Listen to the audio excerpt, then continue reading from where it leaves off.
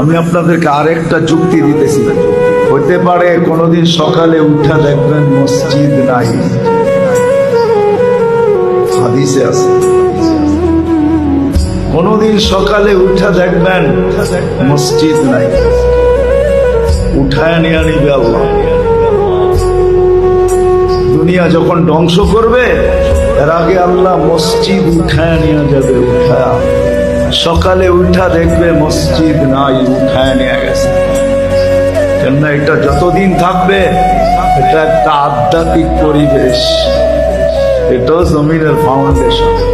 মসজিদ গুলাকে আমাদের আগে উঠায় নিয়ে মুসলমান দেখবে একদিন সকালে উঠা দেখবে কোরআন পড়া আছে কিন্তু একটা অক্ষরও নাই,